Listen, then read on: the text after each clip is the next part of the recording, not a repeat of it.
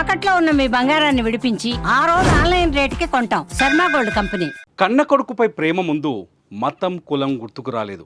ఆ కలియుగ వెంకటేశ్వరుడే గుర్తుకొచ్చాడు. పెను ప్రమాదం నుంచి కుమారుడు క్షేమంగా బయటపడడంతో తిరుమలలో తలనీలాలర్పించారు పవన్ కళ్యాణ్ భార్య అన్నా లెజినోవా. క్రిస్టియన్ మతానికి చెందిన అన్నా లెజినోవా తిరుమలలో డిక్లరేషన్ ఫామ్ పైన సంతకం చేసి తలనీలాలు అర్పించారు. అనంతరం స్వామివారిని దర్శించుకున్నారు.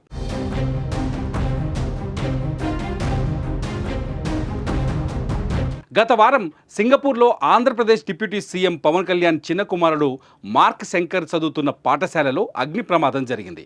ఒకరు చనిపోగా 19 మంది గాయపడ్డారు. మార్క్ శంకర్ త్రుటిలో ప్రాణాలు రక్షించుకొని క్షేమంగా బయటపడ్డాడు.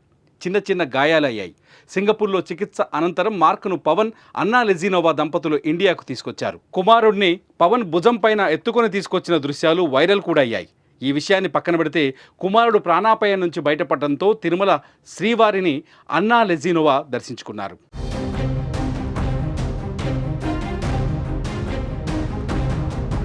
ఆదివారం సాయంత్రం తిరుమలకు చేరుకొని సాధారణ భక్తురాల్లాగా కళ్యాణకట్టకు వెళ్లి అన్నా లెజినోవా తలనీలాలు సమర్పించుకొని భక్తిని చాటుకున్నారు. అంతకంటే ముందు డిక్లరేషన్ ఫామ్ పైన సంతకం చేశారు.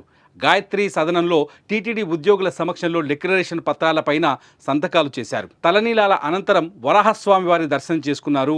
సోమవారం ఉదయం సుప్రభాత సేవలో తిరుమలేశుని దర్శనం చేసుకున్నారు. స్వామివారి దర్శన అనంతరం రంగనాయకుల మండపంలో అన్నా కొనిదెల గారికి వేద పండితులు వేదాశీర్వచనం అందించగా ఆలయ అధికారులు శ్రీవారి తీర్థ ప్రసాదాలు అందజేశారు.